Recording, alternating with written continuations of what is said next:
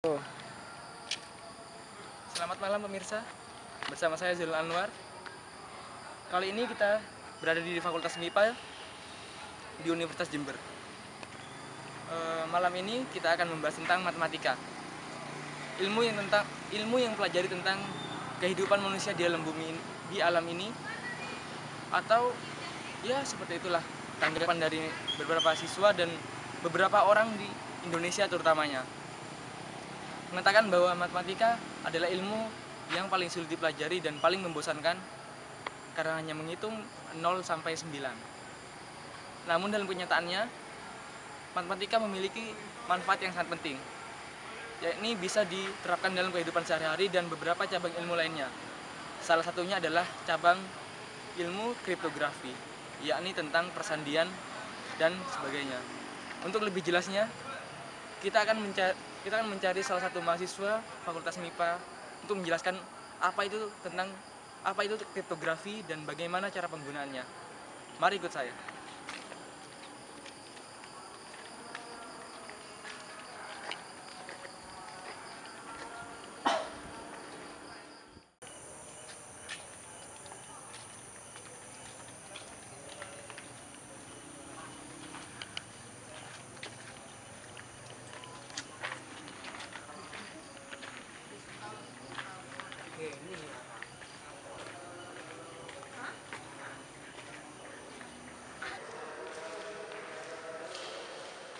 Di sana ada mahasiswa yang sedang belajar, sepertinya kita bisa menemuinya untuk mewawancarai. Mari ikut saya. Permisi, boleh ikut? Boleh masuk? Selamat malam. Malam. Sedang ngapain, Mas? Ini lagi baca-baca ini. Oh iya. Saya ini mau tanya-tanya tentang kriptografi yang di matematika. Itu sebenarnya apa ya artinya dari kriptografi sendiri dan bagaimana penggunaannya? Kriptografi itu suatu ilmu yang membahas tentang persandian. Kriptografi meliputi penentuan pesan, proses persandian dan pembongkaran pesan sandi. Kriptografi biasa digunakan untuk hal-hal yang bersifat rahasia, agar orang lain tidak bisa membaca pesan itu.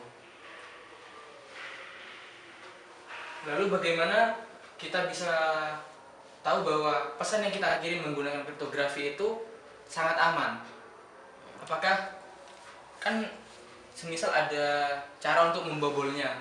Bagaimana untuk membobol dari pesan itu, tingkat keamanannya intinya seperti itu? Ya, keamanan suatu pesan sandi itu ditentukan oleh kompleksitas aturan konversi dan pemilihan materi kunci. Jika semakin kompleks maka akan semakin aman. Jadi akan sulit dibobol orang. Oh, seperti itu. Berarti kan kriptografi ini sangat berguna dalam kehidupan sehari-hari. Lalu bagaimana dengan hubungannya matematika dengan kriptografi ini? Unsur matematika apa yang ada dalam kriptografi sehingga bisa dikatakan kriptografi ini sangat berhubungan dengan matematika? Seperti kita tahu di matematika itu ada yang namanya matriks. Ya. Matriks itulah yang kita gunakan dalam dunia kriptografi. Pesan yang akan dikirim itu kita konversi dulu ke bentuk matriks. Lalu kita operasikan dengan materi kunci, di mana materi kunci itu hanya pengirim dan penerimanya yang tahu. Untuk mengunci, menyandikan itu dan membuka sandi. Lalu materi kunci yang sudah ada tadi dan pesannya itu diapakan?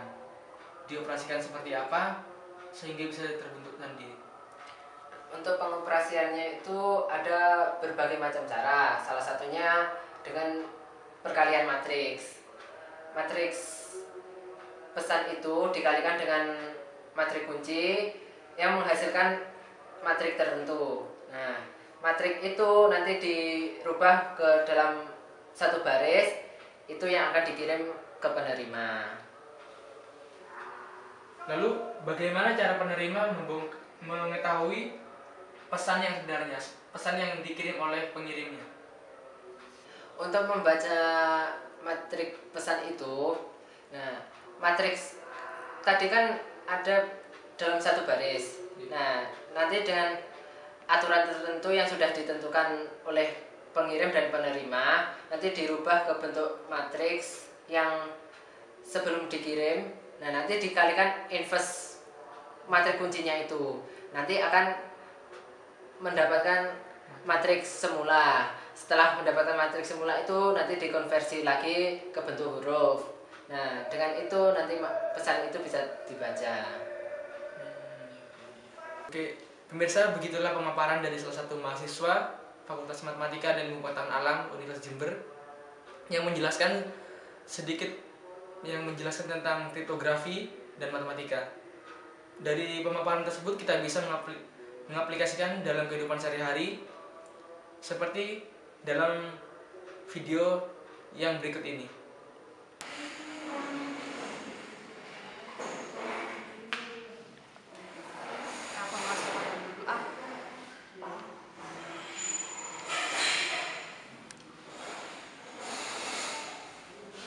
Halo. Halo, Assalamualaikum. Waalaikumsalam. Mas, udah pulang kuliah? Iya nih, udah pulang kok. Buka laptop kan? Iya, aku buka laptop. Mumpung aku lagi online, aku cek aja wis ya. Aku lakukan nanti sih ya. Ya udah, tutup ya. Ya wis. Assalamualaikum. Salam.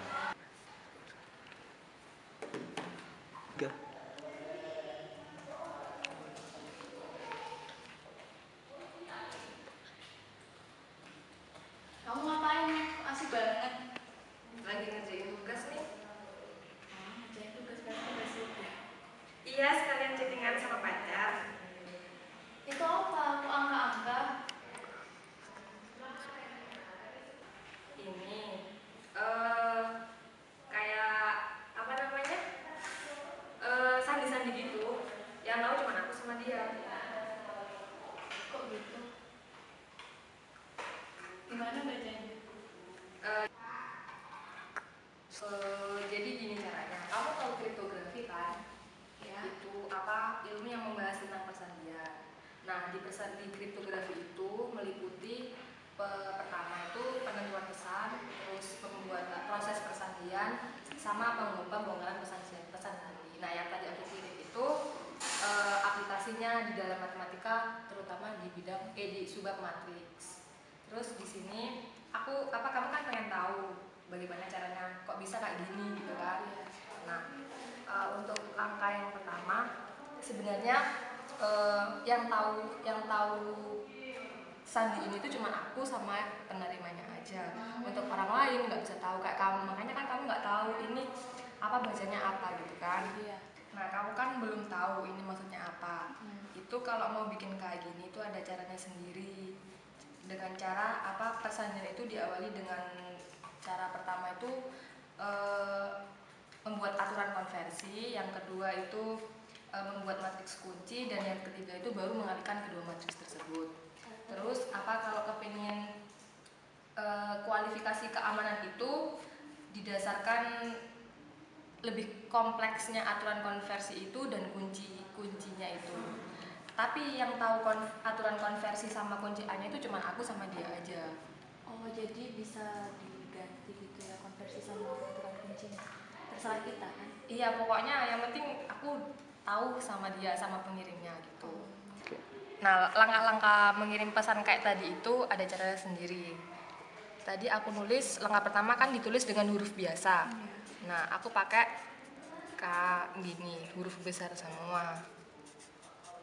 Yang kedua, menentukan aturan konversi. Aturan konversi itu tadinya aku pakai huruf besar dimulai dari 10 seterusnya sampai Z.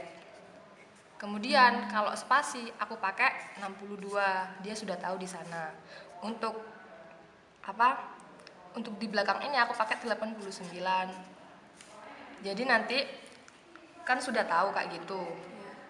Nanti langkah ketiga itu, langkah yang pertama tadi dibuat aturan konversi. Nanti ketemunya di bentuk matriks.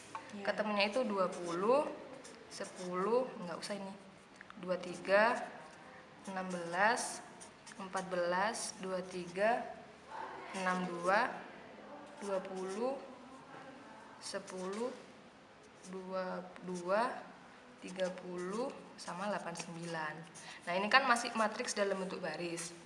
Kalau misalkan ukuran matriks M-nya itu bergantung pada ukuran matriks kunci A. Nah, aku matriks kunci A-nya itu pakai aturan 2 kali 2. Di mana matriks kunci A itu sama dengan 2.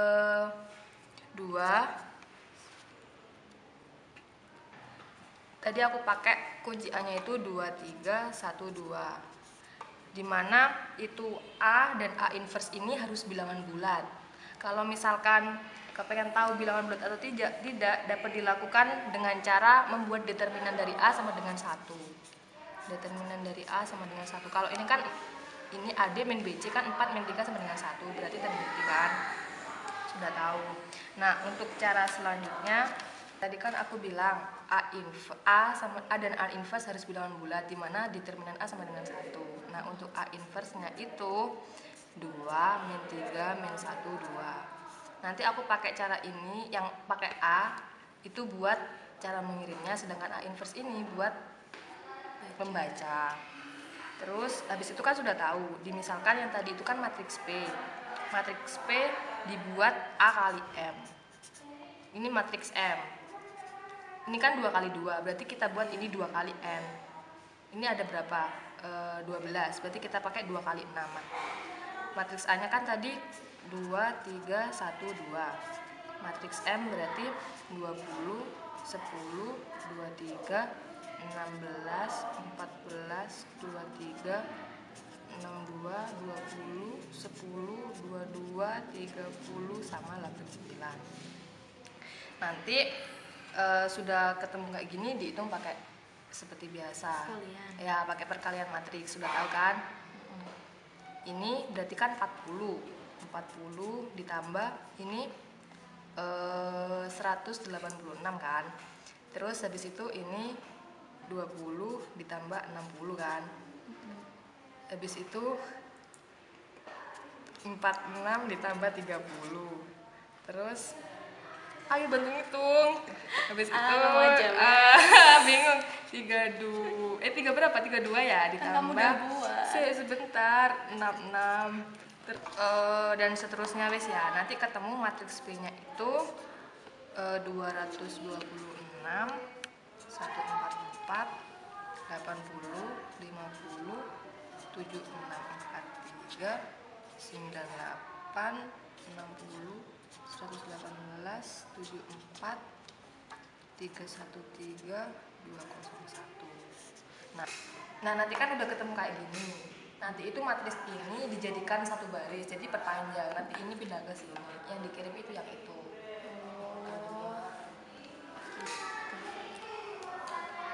Kalau pengen cepet sih sebenarnya nggak harus dengan cara manual, bisa pakai aplikasi MATLAB. Lebih enak ya. Iya, makanya itu. Tadi aku cuman pakai MATLAB itu, terus nilainya pakai itu. Bisa dicoba. Selamat mencoba.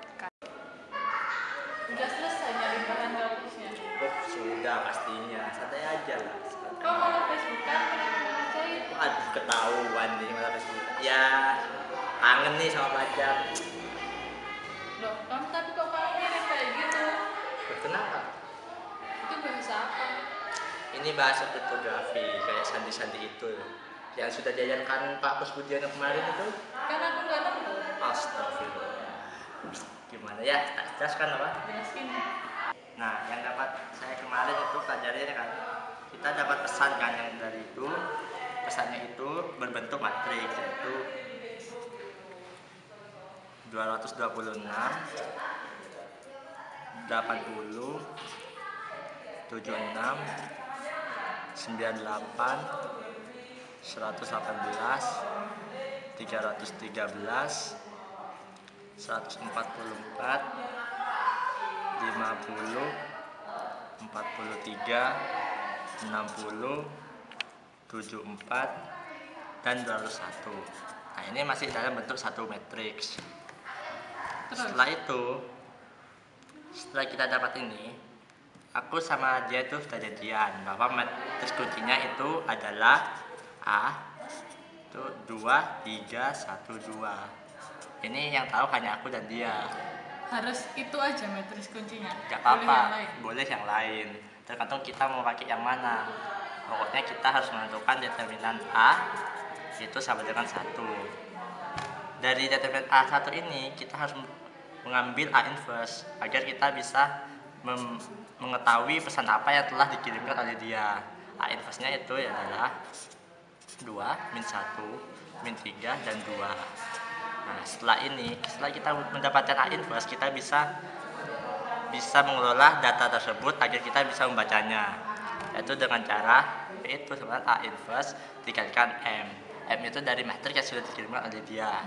Nah, setelah itu kita tulis A inverse-nya kita udah tahu kan, ini kan 2, min 3, min 1, dan 2. Terus dikalikan sama M-nya. M-nya tersebut kita bentuk dalam dua matriks, sehingga dapat diperoleh 226, 80, 76, 98, 118, 313, 74, dan terakhir itu 201. Nah, setelah itu kita kalikan dengan perkalian biasa, kan sudah tahu perkalian matriks. Nah, hasilnya itu kita dapat 20, 10, 23, 16, 14, 23, 62, 20, 10, 22, 30, 89. Nah, tapi yang kita kirim bukan matriksnya ini. Kita panjangkan lagi jadi satu matriks. Seperti pesan yang awal yang telah dia kirim. Nah, dengan cara begitu kita bisa mengerti apa yang dia maksudkan kepada saya. Terus apa maksudnya ini? Nah, maksudnya itu ya mau gimana ya? Gak enak aku ngomongnya. Gak ribet pakai kayak gini? Enggak kok. Yang penting kan aku sama dia ngerti dan yang lain juga bisa ngerti. Emang cewekmu mana? Jangan sekarang aja, nanti ada waktunya kok aku kenalin sama kamu. Udah jangan Facebookan aja, ayo ngerjakan kalkulus. Oh iya, santai.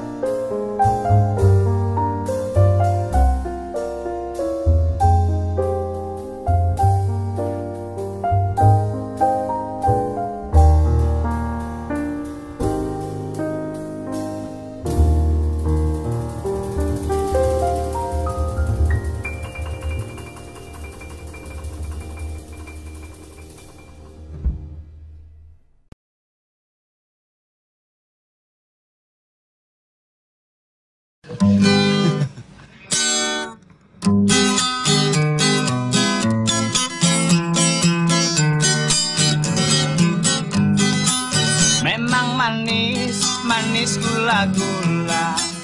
Begitu juga negeri kita tercinta, banyak suku dan budaya. Ada Jawa, Sumatera sampai Papua, semuanya ada di sini. Hidup rukun damai berseri-seri. Ragam umat agamanya, ada Islam, ada Kristen, Hindu, Buddha, semuanya ada di sini. Bersatu di Bhinneka Tunggal Ika. Indonesia negara kita tercinta, kita semua wajib menjaganya.